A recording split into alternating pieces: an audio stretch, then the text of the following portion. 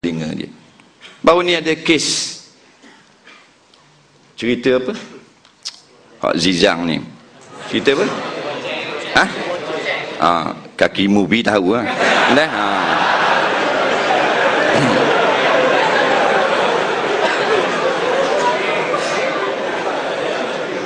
Jadi Zizang ni dia telefon. Dia lama dah dia telefon saya. Dia ambil mana nombor telefon? Ada orang bagi bocor kat dia. Saya nombor telefon ni sebenarnya tak bagi kat orang pasal sibuk sangat-sangat dah. Tak terlalu sibuk sangat. Tak nak jawab telefon kalau bagi kat orang itu. Jadi dia telefon. Mula-mula dia telefon bukan kes ni, kes lain. Nak kata Zizang ni bagus juga. Bukan kita nak puji dia berlakon tu tidak. Hak wadah-wadah lah. Dah. Tapi dia orang Islam, dia saudara kita. Bukan kita nak backup orang Terengganu dah.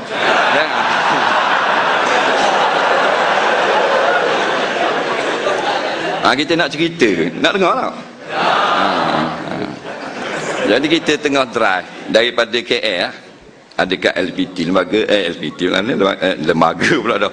Lebuh Raya Pantai Timur. Lembaga saja. Dia pun telefon, "Halo." Halo, kita tengah bawa kereta. Bukan bawa kereta lah, kereta bawa kita. Dah. Ini Ustaz Azhar. Ya, saya. Assalamualaikum. Waalaikumsalam. Jadi siapa? Ni Zizang. Kita kenal dah. Bila sebut Zizang tu kata Zizang mana ni? Kita awak tak kenal. Dia kata Zizang Raja Lawak.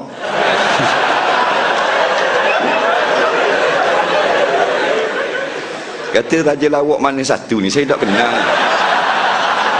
Kita buat main dia. Dia ingat dia kelah sangat.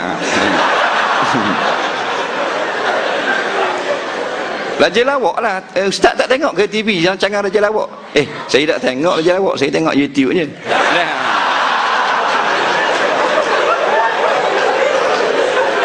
Dia kata, saya lah Zizang hak Raja Lawak tu. Oh, saya tak kenal. Lepas tu dia kata, malunya aku. Tu bukan kita tambah tu.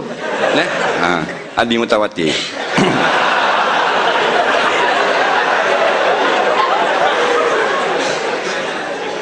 Jadi dia kata, Ustaz, kawan saya ajak buka karaoke.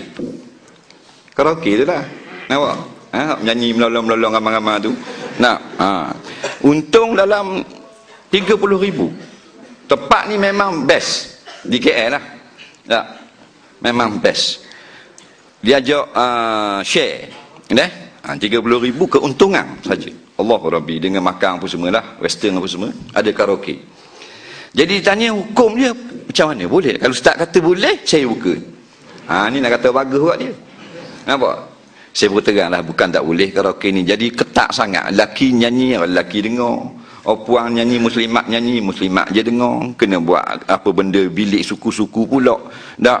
Lepas tu kena jaga pula. Hak pendengar pula. Tak boleh nak main galak gitu begini. Kata tak, kalau dah Ustaz kata gua ni. Rasa-rasa kata tak sah lah. Buat benda lain lah. Nampak? Awak buka kedai baju lah. Nak? Lalah tu dengar kabarnya tak jadi buka karaoke. Nak buka kedai baju. Beli baju daripada Cina, balik jual sini. Hak third party hacker tu. Nampak? Hak kuda 3 ekor duk tertekuk. Jadi alhamdulillah. Nampak? Seorang artis. Maknanya dia rajak. Bukan kita pakar tau. Kita cuma nasihat saja. Dia nak hak lebih lagi, tanya orang alim. Kita bukan orang alim, cicak ayang. Jadi nak khabar itu fenomena. Nampak? Setengah daripada artis-artis kita.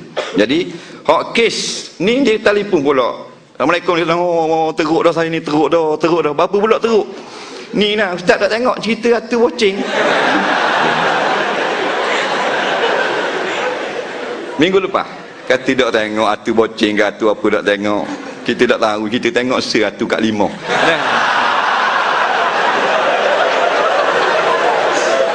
Jadi dia kata dah benda Allah teruk dah saya. Apa orang hentam saya parok dah ni, teruk dah ni, kena hentam dah. Apa pasal? Ustaz kena tengok dulu cerita tu. Nak tengok manalah, saya nak tengok dua mana. Tak apalah, saya bagi link gini, tengok. dan tolong jawab, tolong telefon mesej dia balik. Kita pun balik, dia atur link, kita pun buka. Nampak? Hak kalimah tu lah. Dia tengok, terkejut atu mari. Dia berkata, asyhadu an la ilaha illallah wa asyhadu anna muhammada. Nampak syaitan? Syaitan. Nampak? Jadi ini masalah. Masalah skrip tu pelakon tu sendiri. Pelakon. Nak jadi pelakon, takkan lulusan pondok. Dah, maknanya kena ngaji kitab, maknanya akidah wasitiyah. Tak. Maknanya memang orang pelakon ni tak tahu benda.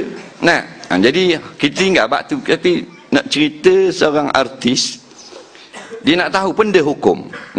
Benda ni yang kita nak ingin mengetahui. Fasalu ahla zikri in kuntum la ta'lamun. Hendaklah kamu bertanya orang yang tahu jikalau kamu tidak tahu.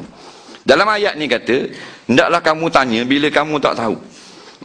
Jadi hidup kita sekarang ni hidup penuh dengan pertanyaan. Ni hidup yang dipuji syarak. Sentiasa bertanya.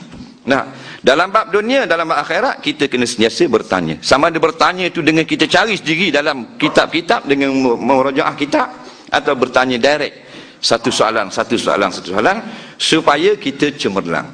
Nampak? Mana-mana lah dalam pelajaran pengajian universiti, IPT, dia mesti ada pertanyaan.